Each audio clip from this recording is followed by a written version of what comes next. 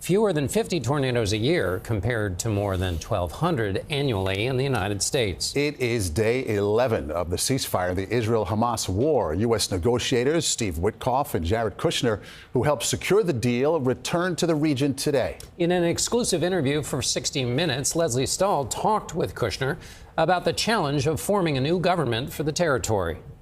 When you talk about a government, and I know this is in the future, but whether it's Gaza by itself or a Palestinian state with the West Bank, do you foresee it as a democracy, or do you see it as a government with a strong man?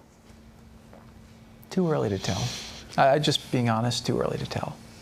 Let's see if we can make it functional, and if it's functional, there's a lot of ways to do it. The ceasefire appears to be holding tonight after a flare-up of violence over the weekend. Debora Patta has the latest.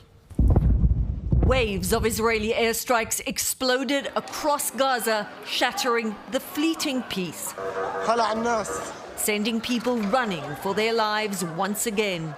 The IDF said they were thwarting ceasefire violations by Hamas and provided this footage they say shows armed Hamas fighters moving towards Israeli troops, leaving the already shaky ceasefire teetering. As mediators race to pull it back from the brink, President Trump made his intentions clear. It's going to be handled properly. It's going to be handled toughly, but properly. Is the ceasefire still in place? Yeah, it is. Palestinians had only just begun to imagine a future without war. Now the fear and uncertainty are back. We are terrified the war will start again, said al-Abed al-Fayumi. The situation is not stable. We are so scared. Palestinians are already on their knees, making do with very little as aid slowly starts to flow. But the World Food Programme says it is not enough. There are only 2 crossings open into Gaza. All 8 need to be operational to reach the more than 2 million people in need. I think that we need to have this political will, that we are not only speaking about ceasefire, but actually a proper governance and reconstruction.